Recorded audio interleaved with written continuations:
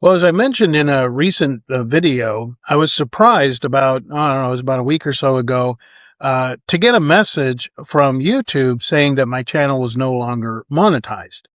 Now, we'll look at it here in a second. I'll show you the exact notice that YouTube gave me. Because it really is not very specific and it doesn't tell you really anything like why. Like, there's a general statement, but which video was it? Was it this element? Was it the thumbnail? Was it the background? Was it the AI? So in that vacuum, there's been a lot of speculation in the comments from all of you. And first thing I want to say, thanks for all of the support. Many of you have been watching the channel since 2013 when I first started it. And others, it's been a new thing for you over the last couple of years or so. And just wanted to say thanks for all of the support and compliments about the content. Now, trying to nail down why?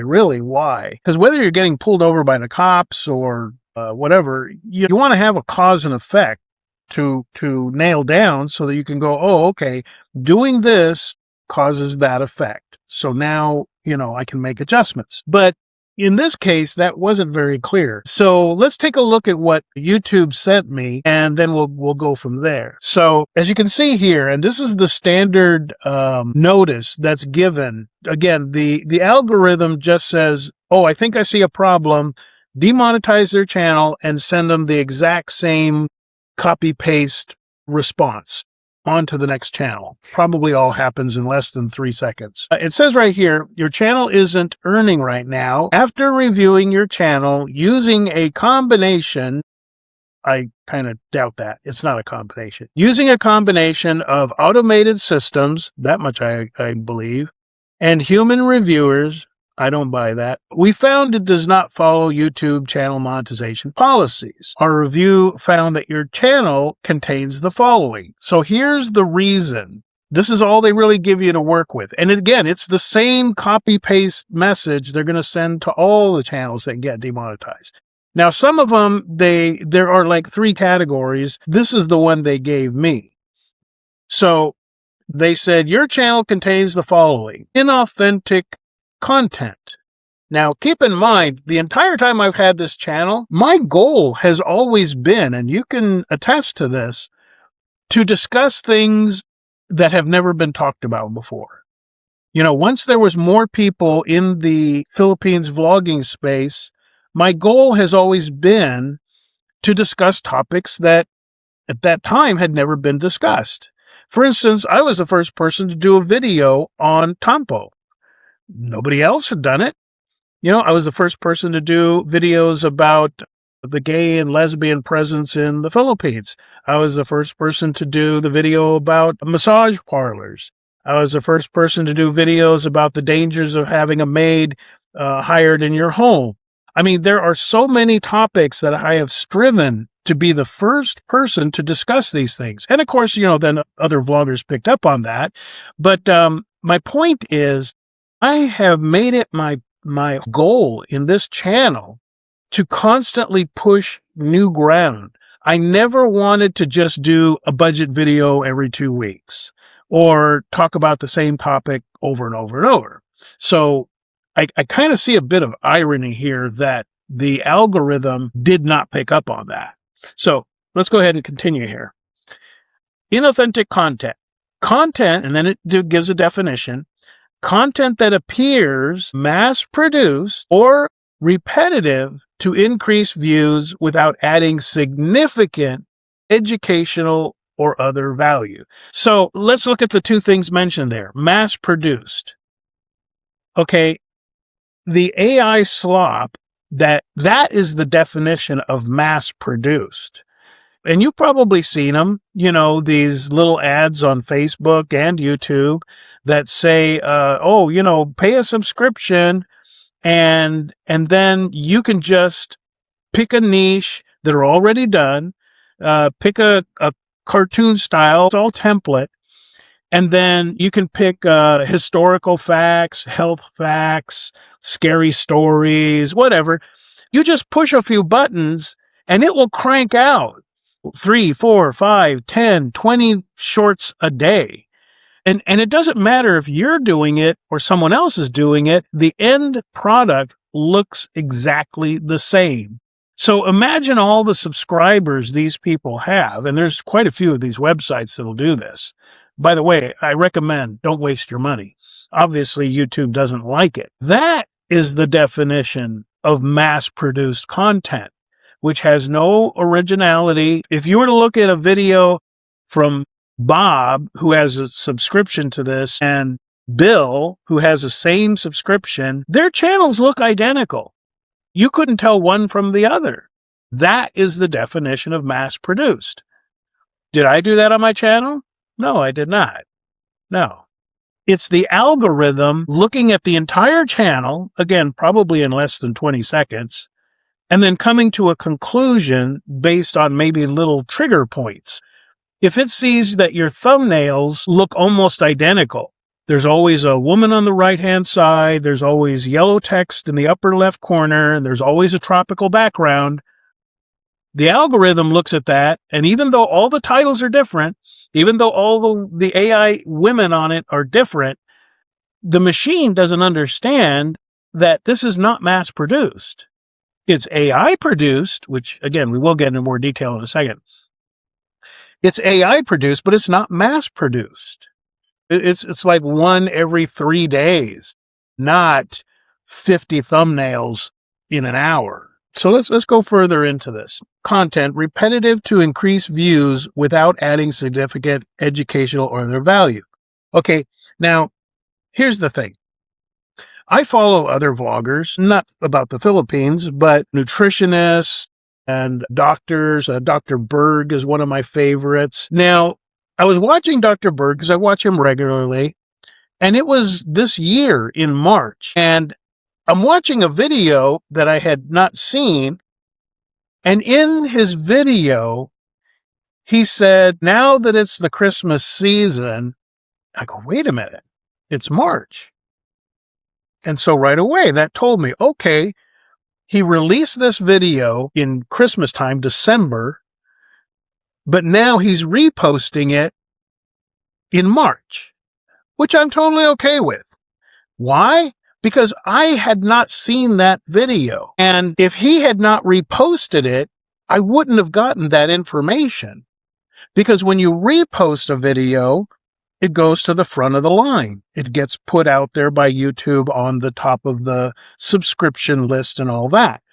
Because if you don't, and you're producing a video every 2 days, well, it starts at the top when it's posted, and then it gets pushed lower and lower and lower down the list until the only way you're going to find that video from 3 months ago or 6 months ago is if you happen to be searching for that particular topic. So, reposting a video, YouTube has never had a problem with that. Not only Dr. Berg, plenty of other channels that I watch have reposted an old video because, in fact, many YouTube, kind of helper videos, they tell you, create a video that's evergreen, a video that is not time sensitive, a video that, whether you watch it year 1 or year 5, the principles are the same. People are people. They do what they do. That's how I've often approached it, is I go for evergreen videos because, again, certain things just don't change. It's just as accurate and relevant now as it was 2 years ago. Now, if you do a budget video from, say, 6 years ago, reposting that, that's dated material. That's something you should update because now prices have changed, inflation, yada, yada. Okay? So when it talks here about repetitive content, here's my rebuttal to this. It never was a problem in the past. And if it was a problem now, why not just flag that video and then just put a little notice there and say, this video appears in the past. Here's how you can remedy this, delete the old one, and you can keep the updated one. That simple. Versus no warning, just The algorithm says, oh, this video was already posted 6 months ago, so let's just demonetize the entire channel. Okay, you see how this could have been prevented? This is not going to discourage me from vlogging. I'll expand. In fact, I've already begun to expand out to Rumble. I'll give you a link there in the top comment and in the description. I'll go into more detail later about what I'm going to do with Rumble and why. But a lot of other vloggers, they got this notice and it just destroyed all their motivation. They're like, I put so much work into this. And many, I've been doing this for coming up on 14 years. Other vloggers, they've been doing it maybe 2 years, but they put a lot of emotion and passion and work and hours into it. And then they get this notice and it's just killing all their motivation. They're like, why should I work for 3 months for YouTube? They get all the money for free just for the chance of getting remonetized. They're just throwing up their hands like it's not worth it. And I don't blame them. It's very discouraging. Now, like I said, myself, I'm just going to adapt and move on. I'll do certain types of videos on YouTube, and I'm going to have a whole other wide open format over on Rumble where they're not going to hassle me. So that's it. So when I got a comment the other day, they said, oh, well, there's no mystery to this. They gave you a full description about what you did wrong. No, this is all you got. What is this? 2 sentences? No, actually 1 sentence. The other one is just saying, oh, by the way, the money you earned over the last month, yeah, we're going to keep that. So that doesn't help you figure out how to fix the problem. All you get is 1 sentence. That 1 sentence right there. Okay, so meanwhile, there are channels which their whole focus is on helping people on YouTube, content creators, how to maximize their views, their AdSense, what to do, what not to do, what are the latest YouTube guidelines. That's their whole genre. And it's kind of nice to go in there once in a while and, oh, I didn't know you could do this, or, oh, I didn't know about this setting, or, oh, you can translate it into other languages. It's a good resource. Now, there's quite a few of them I watch, and one of them is VidIQ. Now, VidIQ is very well known in the whole genre of YouTube guru, that's what I call them, YouTube guru type channels. They're very reputable, very informative, very helpful. I'll give you a link. Now, again, I watched in the last 10 days or so, I've watched so many videos from so many channels about so-and-so got demonetized. Why did it happen? Is it because of AI? And as I began to say at the beginning, where there's a vacuum, where there's a lack of information, well, it's normal that we try to figure it out. Well, this particular video that I'll give you the link to, and I summarized it, so we'll go through it here quickly, is it did about the best job of explaining what getting demonetized is and is not caused by. So let's take a look at the major bullet points, and you can get all this in detail from their video. I just kind of made it into like an infographic, and we'll take a look at it here. So as you can see here on the screen, and there's 5 elements. The first one, AI content is not automatically demonetized.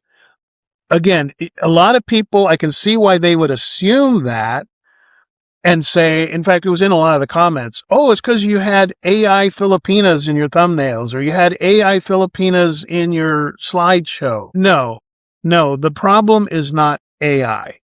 It's, as you'll see here, like what I talked about, the repetitious, factory cranked out, same videos and video shorts that are just using AI, creating AI slop. So to phrase it another way, all AI slop is created with AI, but not everything created by AI is AI slop. Now, in case even that is just a little too hard to grasp, think of it this way. It's not illegal to own a hammer. It's not illegal to go to the store and buy a hammer. It's not illegal to have a hammer in your car. but it is illegal to use a hammer to kill someone. So think of AI as the hammer. The problem is not using the hammer. The problem is what you do with it. And if you're creating AI slop, YouTube wants no part of that. And I don't blame them. It takes up server space and it creates a bunch of garbage that you have to sift through in the search results. I'm all for getting rid of that nonsense. As you probably know, YouTube is owned by Google, and Google is 100% in favor of you using AI to create graphics, to create audio, to create videos that you can put on YouTube. It is a tool that helps you create content. They have in fact, not only do they not have a problem with it, they want you to use their AI to do that. They just don't want you using it to do all the work and create mindless, generic junk. That's what they're against. So point number one here, AI is not what's getting you demonetized. It's not the AI Filipinas. It's not the AI slideshow. In fact, I looked into it further and I even used AI to ask it these questions. I said, keeping in mind all of the community guidelines with YouTube, what if a channel has an AI voice and is showing AI photos? Would YouTube have a problem with that? It said no. So I went looking and I found so many channels that are still monetized, still online. Like, for instance, there's one, I think it's called Clint Eastwood Legacy. It's got an AI voice telling a little snippet story about Clint Eastwood, like how he made a movie or who he ran into at the diner, anything. And it's only got one picture through the whole video. One AI picture of Clint Eastwood. He's like just frozen there, talking to somebody at the diner, whatever. And so it's one AI picture through the whole video and an AI voice telling the story. And they're making pretty good money. I think the last time I checked them on Social Blade, they're making like $2,000 a month. So obviously YouTube does not care about you using AI. They just don't want you creating mindless AI slop that's mass produced. Okay. So the second thing is it's just to sort of point out again that YouTube is not against AI or the use of it, because YouTube uses AI to create transcripts of every single video. They don't have somebody listening and transcribing that. AI is creating the transcript. In fact, when I upload a video, usually, depending on how busy their servers are, usually within 2 minutes, they have transcribed every word I spoke. In fact, even this video, 2 minutes after I post it, they will have a transcript and you can see it. You just click through the buttons, you can see the transcript. So they use AI for that. Then they use AI to translate and provide it in closed captioning in other languages. They don't hire human translators to translate the transcript into other languages. AI does it just like that. So YouTube themselves uses AI on a massive scale. So they are not anti-AI. Now, the third thing, as you see here on the screen, this has tripped up other people. I was aware of it when it came out, and I'm very conscientious to take care of this on every video. When you're uploading a video, there are all these little questions they ask you, and like, do you promote a product in this video, that kind of stuff. And one of the questions they ask you is basically, did you use AI for an artificial voice or to present somebody doing something? Basically, did you create any of this video with AI in the image or in the audio? Now, if you did, you just click the little button yes. And if you notice, a lot of videos in the description, it'll say, when you're watching the video, it'll say there on the description, this was created with artificial intelligence or whatever, with artificial means. So that disclosure I always check that properly. And if I'm doing a video where I'm just talking in front of the camera, I click no. If I use AI to create a background or something, well, then yeah, then I go ahead and say yes. So the channels who were using AI but did not answer this question, that's probably what got them nailed for demonetization, is failing to click that button when they uploaded their video. Okay, so now this one, number 4, inauthentic content. This is an interesting one because, I think this is what's going to get a lot of channels demonetized in the future. I think this is going to snowball because of its definition. So YouTube, its algorithm, which was designed by their programmers, they're the ones who set the criteria for this. Inauthentic content. As I mentioned before, you repost an old video to current, that's considered inauthentic content. Now, you could cover the same topic in a new video, but if you're bringing up the same 3 or 4 bullet points that you did in the last video, even though you shot it on a different day months later, even though you have a different background, you're wearing a different shirt, and you phrased it in a different way, the only thing the algorithm's going to do is look at the transcript, break it down into its bullet points, and they're going to say, well, this video is not any different than the one you did 8 months ago. And it will flag it as inauthentic content. Your own past videos will eventually work against you. Now, this creates a problem because for many years, as you know, I'm good friends with many of the Philippines vloggers, and I made the joke years ago, and it still holds true. I joked that there's really only 20 videos to do about the Philippines.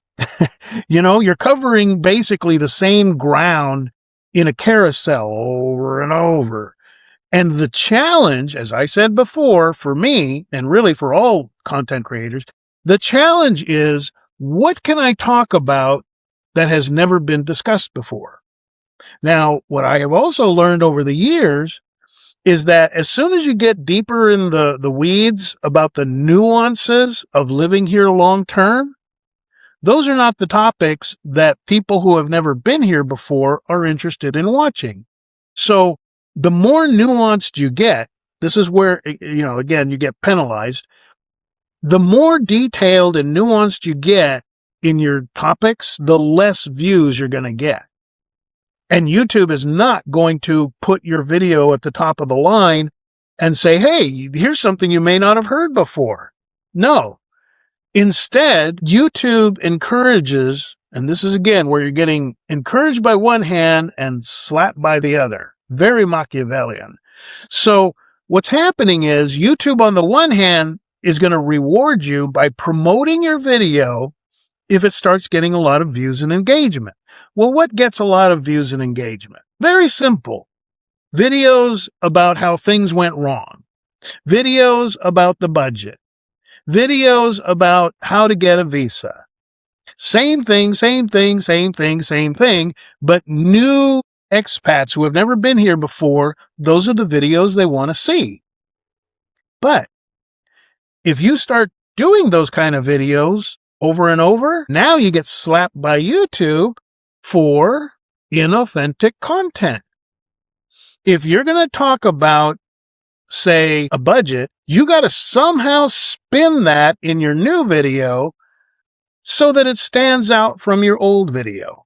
And the fact that the numbers are different is not enough.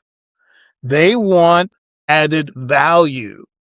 Now, that's great, and I'm all for that as a general philosophy. But if it's going to get channels demonetized because they're talking about the basics of becoming an expat, which is very important to somebody who has never traveled before, how to set up an international flight, how to do a flight transfer, how to ensure your luggage doesn't get lost, how to, all these kind of things. Well, basically, you're going to be labeled inauthentic content because not only are you competing with your own past videos, You could tell yourself, oh, well, I'll just delete it from my channel and then I'll do the new one. Okay, that's a good strategy, but you're still going to be compared to every other travel vlogger out there who did a budget video, a video on travel, a video on how to set up your airline ticket. You're being compared to all of them too. So kind of think of it this way. If you are the 100,000th person who reposted on your channel a video of the cat sliding off of the refrigerator, you're now guilty of inauthentic, repetitive content. It doesn't matter that you've never had it on your channel. It doesn't matter that you put your logo in the corner. It's the same video. And YouTube, not only are they not going to promote it, they're probably going to demonetize your channel more and more in the future. I'm telling you, this one, number 4, the inauthentic content, on the one hand, the good thing about it, it encourages content creators like myself to talk about things that have not been discussed yet, or to discuss existing topics, but with a new spin on it, a new layer of information added to it. I'm all for that. That was my goal since day one. But if you can't pull that off, if all you're going to do is listen to, and I'm speaking to content creators, if all you're going to do is watch some other guy's video and it's like, oh, he talked about the dangers of hiring a maid in the Philippines, I'm going to do that too. I'll just put it in my own words. Well, as far as the algorithm is concerned, it's the same damn video. It's the same 3 bullet points. It doesn't look any different in the transcript. Bam, you get demonetized. So now we get to item number 5, which is authenticity equals recognizable creator fingerprint. That is what YouTube is wanting everybody to strive for to avoid getting demonetized or having their channel terminated, which is worse, because then that's it. You're done. You're toast. A lot of people say, oh, just start another channel. Well, if you get, now there's different layers. You can get demonetized, which is like, the first layer of punishment. You can get your channel terminated, which means you lose everything. They completely scrub it off the internet like it never even existed. And then you can get permabanned on AdSense. And that is like the third layer of hell. Because in order to get paid AdSense, you have to be accountable for taxes. I had to give them my social security number. They give a 1099 out to the IRS, and everything's on the up and up. Well, if they terminate and destroy your AdSense forever, which has happened to people in the past, they called it adpocalypse, the last time that they had the programming make a whole lot of do a whole lot of destruction on channels. People were literally weeping in the streets. And that was back in 2013. I was just getting started. But anyways, so once your AdSense gets permanently banned, you can't just get a new email, get a new, YouTube account, start a new channel. Because the moment they ask you, what bank do you want us to send your money to? Oh, and what's your social security number? You're done. They're going to go, oh no, we already permabanned you. I don't care what you call yourself or anything. You're permabanned. So authenticity. So what does YouTube want? Well, they're not against the faceless channel. They're not against using AI. They're not against you having an avatar. I've done a couple of these where, it's my voice speaking through an animated AI monkey. I happen to love chimpanzees. I actually have a lot of monkeys. I like the capuchin monkeys as well, gorillas. Anyways, but it's not against you doing that. But what they really want, the cream of the crop, not going to get demonetized content they really want is like what I'm doing right now. Face the camera. People can see what you look like. You're not reading a script. You're just presenting information in your own unique way. And that's what YouTube wants. Now, the irony that I see here is that if everybody drifts to doing what I call the talking head video, all creativity gets thrown out the window. If YouTube's goal is accomplished, every video you click on is going to be some guy staring in the camera. And at best, maybe staring in the camera while they're walking around outdoors. Do you see the irony there? Is pushing everybody to do the safest thing ends up killing the very creativity that you as a viewer want to see.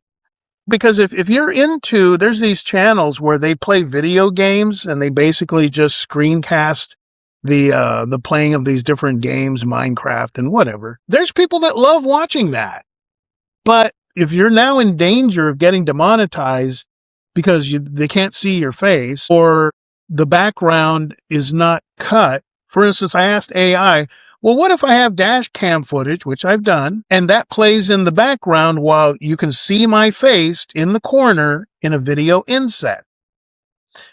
It was funny. AI said, oh, that's very interesting, because on the one hand, you are facing the camera, you are delivering unique content through face-to-face video, but the dashcam video of you driving through the Philippines, AI said, well, according to the guidelines and all that, that's not considered relative content, the video, the background. It said if there's no editing, and if what you're saying does not apply to what's on the screen, they're going to say, oh, this is just being mass produced.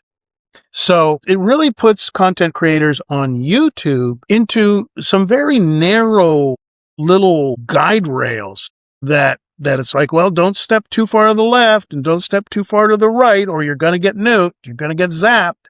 You got to keep it in the middle. Just, you see what I'm saying? So that's why I've started an account over at Rumble. I actually had it. I just kind of fixed it up, cleaned it up. I'm going to be removing a lot of video from YouTube. And people said, well, wait a minute, that's a lot of good content that's useful for people. It's a shame that it's gone. Well, I'm simply going to move it over to Rumble. So you'll be able to get, the videos on different topics there at Rumble. But because of the format, it's too questionable now. Again, maybe they'll let it slide. Maybe they won't. Maybe they'll terminate my channel. Maybe they won't. You see, who wants to operate in that kind of uncertainty? So to be safe, anything that I think YouTube might flag me for, it's going to go over to Rumble. So I got my work cut out, moving lots and lots of videos over to Rumble. And along the way, whatever I produce on YouTube from now forward, which is YouTube safe, will also get posted there on Rumble. So I know everybody, YouTube is the place to be. Nobody wants to bounce between two different video platforms. I get it. But, if I'm going to make my content available to you, especially the previous content, which again, YouTube had no problem with it for 13 years. The only way I can preserve it online is to move it over to Rumble. And that's really the best I can do, and for all I know, in July, when I reapply, YouTube still might say inauthentic content. Well, I scrubbed everything off of there. I mean, what do you want? There is no human to ask that question. So if it comes that YouTube just simply isn't going to pay me for my time, I'll continue to do it, but really, my only chance of getting monetized is going to be over on Rumble, which, by the way, Rumble monetizes you like almost from day one. It's getting monetized on Rumble is easy peasy. I don't expect to make much of anything on Rumble, really. I mean, if Rumble pays $100 a month, I'll be surprised. I mean, I'm really not expecting it to make any money, but I will be able on Rumble to express myself creatively in the types of formats that are different, because when I go to a channel, I don't want to see the same thing over and over and over and over and over again. I want to see different backgrounds. I want to see different layouts. I want to, and so I want to present that. I can't do that on YouTube, apparently. So I can have my creative outlet satisfied on Rumble. And meanwhile, every new video that I do from this day forward, I'll just simply post one copy to Rumble and one copy to YouTube, at least as far as the YouTube safe version. So if you really want more content from me that's not going to be available on YouTube, I'll put the link to my Rumble channel. Go ahead and follow. There, they don't call it subscribe. They call it follow. Just follow, and then you'll get the notifications for all the new stuff that doesn't appear on YouTube, only at Rumble. You'll be able to watch it there. So I hope that clears up a lot of the misunderstandings. It's not the AI Filipinas. It's, again, mass-produced AI slop.